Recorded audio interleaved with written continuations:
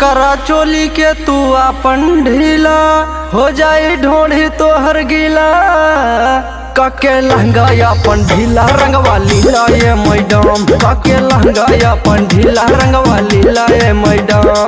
लीला ये मैडम पूरा लीला ये मैडम, लीला ये मैडम रंगवा लीला ये मैडम। काके लहंगा अपन ढीला रंगवा लीला ये मैडम, काके लहंगा अपन ढीला रंगवा लीला ये मैडम।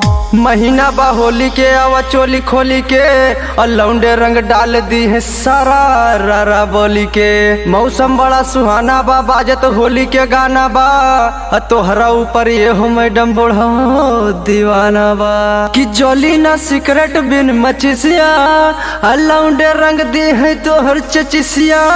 तो ये मैडम काके लहंगा अपन ढीला रंगवा लीला ये मैडम, काके लहंगा अपन ढीला रंगवा लीला ये मैडम। लीला ये मैडम रंगवा लीला ये मैडम, लीला ये मैडम रंगवा लीला ये मैडम।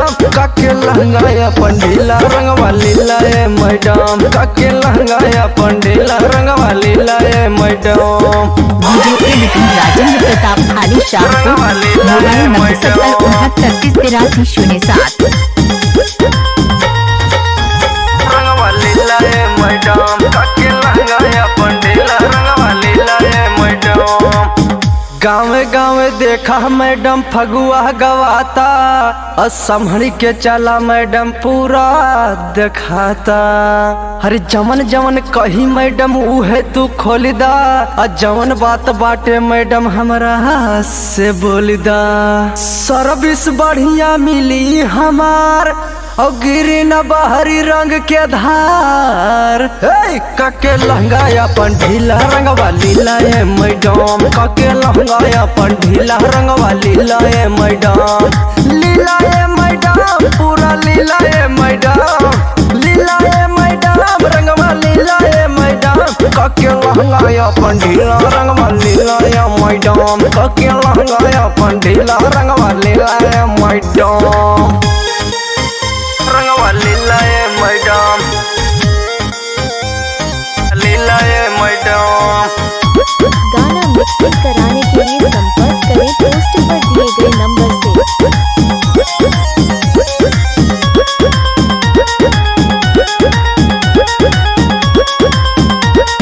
लीला ये मैडम।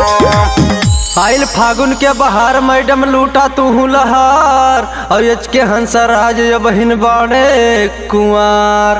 अरे उनके बनाला तू अपन भतार, आऊ है तू है कीन के दे है स्वर हो सिंगार। अरे बिना मिशन से करना तू झिझिया, आऊ नहीं खियाई है तो है पेवर गुझिया। ए मैडम काके लहंगा अपन ढीला रंगवा लीला ये मैडम, काके लहंगा अपन ढीला रंगवा लीला ये मैडम। लीला ये मैडम पूरा लीला ये मैडम, लीला ये मैडम रंगवा लीला ये मैडम। काके लहंगा अपन ढीला रंगवा लीला ये मैडम, काके लहंगा अपन ढीला रंगवा लीला